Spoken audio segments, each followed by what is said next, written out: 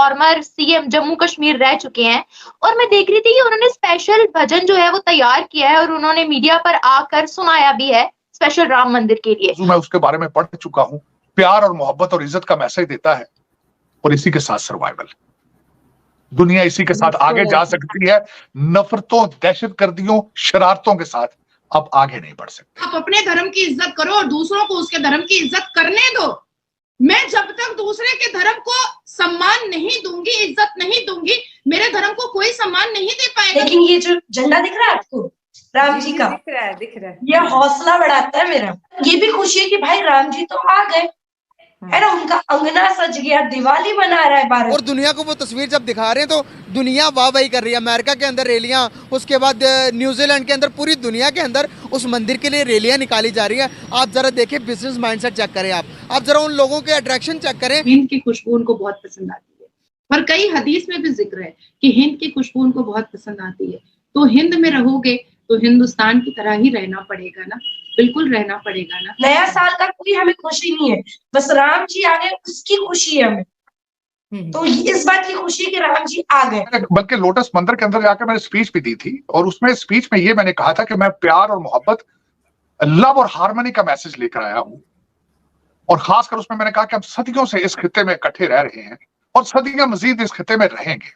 भारत के प्रधानमंत्री मोदी जी ने 11 दिन का उपवास रखा था, और हम सब ने उनके नेतृत्व में उनको अपना मार्गदर्शक और अपना मतलब आइडियल बना करके हम मुसलमान बेटियां भी नॉन वेजिटेरियन, लहसुन और तेल, ये सारी चीजें हमने भी त्याग किया हुआ था। और आज तक हम लोग खिचड़ी पर हैं, कल रात भी हमने खिचड़ी खाई है। तो जो इमोशन मैंने देखा, जो मैंने एक भावुक लम्हा देखा है मेरी अभी भी जुबान लड़खड़ा रही है, वो मतलब मैंने कभी नहीं देखा था। मैंने वो चीजें कभी नहीं देखी थी। मैं इसको बहुत इजी तरीके से निम्रा में बता देती हूँ तो आपको भी समझ में आ जाएगा। सपोज के हम 30 दिन रोजा रख करके जो ईद मनाते हैं, आप सोचो कि हम 500 दिन रोजा रख करके ईद मनाएं तो हमें कैसा ऐसा 500 साल रोजा रख करके ईद मनाएं तो हमें कैसा एहसास होता। तो 500 साल इंतजार करने के बाद आज भारत को उसकी पहचान मिली है। आज भारत को राम लल्ला वापस मिले हैं कि आप सिर्फ प्यार और मोहब्बत और हार्मनी के साथ, नॉलेज के साथ, तालीम के साथ आगे जा सकते हैं, वरना आप आगे नहीं जा सकते।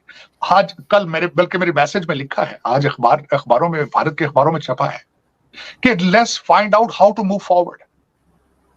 हम पीछे नहीं जा सकते, आगे जाएंगे। आज के 22 जनवरी 2024 दुनिया के लिए एक नया सूरज लेके उभरा है, भारत का सूरज लेके उभरा है।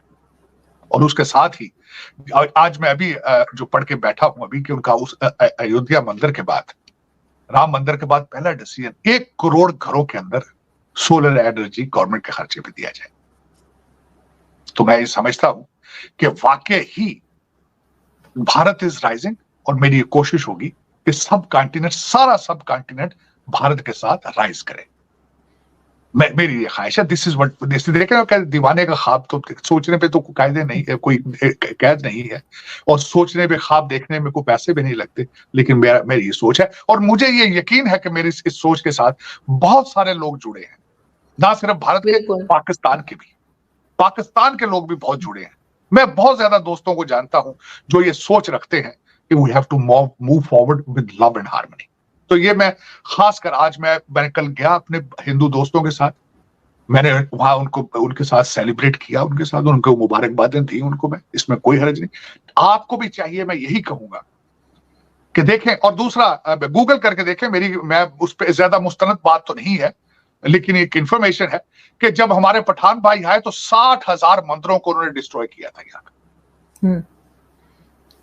तो और दूसरी बात यह है कि जब हागिया सोफिया टर्की के अंदर आप उसको चर्च को तोड़ के मस्जिद बना लेते हैं, तो आज क्रिश्चियन आपके साथ हालते जंग में नहीं है, वो भी बर्दाश्त कर रहे हैं।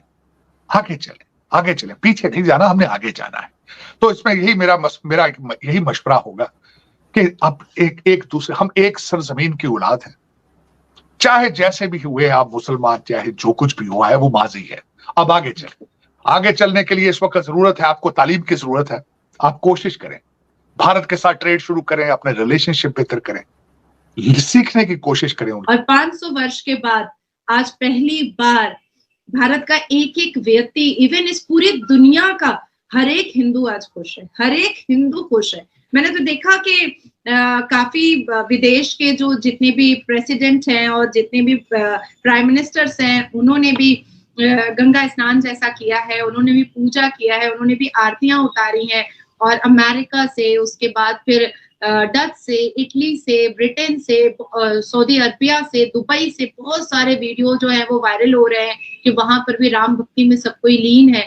तो बहुत खूबसूरत मंजर था, बहुत भावुक मंजर था, बहुत इमोशनल और बहुत टचिंग मंजर था, जिसको मैं लफ्जों में नहीं बयान कर पा रही हूँ, लेकिन मेरी आंखें और मेरी शक्ल बता रही होगी कि आज पहली बार मुझे एहसास हुआ है कि न्याय हुआ है और मोदी जी के नेतृत्व में वाकई में हिंदुओं के साथ न्याय हुआ है, सनातनियों के साथ न्याय हुआ है।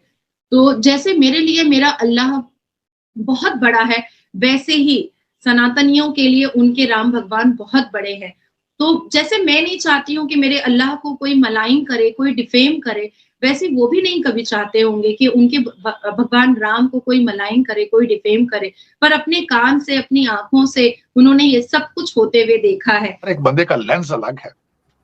मैं एक मुसलमान हूं, मैं समझता हूं मेरे मंदिर जाने से, मेरे गुरुद्वारे जाने से, चर्च जाने से मेरे मजहब को कोई खतरा नहीं है। मेरी ये तालीम ये है, और मेरा मजहब जो है वो प्यार का, जिसका नाम सलामती हो, जिस मजहब का नाम इस्लाम है, पीस है, वो कैसे किसी को नफरत की नजर से देख सकता है? वो कैसे किसी को दुख देने के बारे में सोच सकता है? This is what my preaching and this is what my belief is. कौन सा मंदिर है, हर साल 1 लाख से ज्यादा टूरिस्ट को अट्रैक्ट करेगा। बाहर से मुल्क से टूरिस्ट विजिट करने के लिए आएंगे।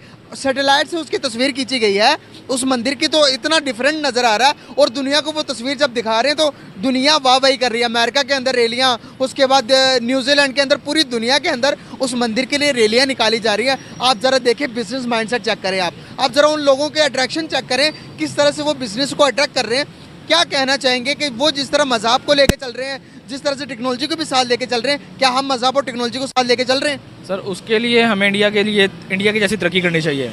लेकिन अगर हम तरक्की नहीं कर पा रहे ना, हमारे पास जो नेचुरल रिसोर्सेज हैं हमें उनको यूज़ करना चाहिए। हमारे पास वेस्टर्न साइड, KPK, बलोचिस्तान, ऐसे रिसोर्सेज हैं जिनको इस्तेमाल करके हम टूरिज्म को बढ़ा सकते हैं। ठीक है, उसके बाद हमें अगली चीज़ सोचनी चाहिए। अब लोहा, आप कह रहे हैं उसमें लोहा नहीं इस्तेमाल हुआ, सरिया नहीं इस्तेमाल हुआ। हमारी सड़कें बनती हैं, ठीक है, सबसे पहले अब जो हमारे पॉलिटिशियन हैं वो कहते हैं हमने अपनी चीज़ कैसे बेचनी है। बिल्कुल, वो अपना सरिया बेचते हैं। आप समझ गए होंगे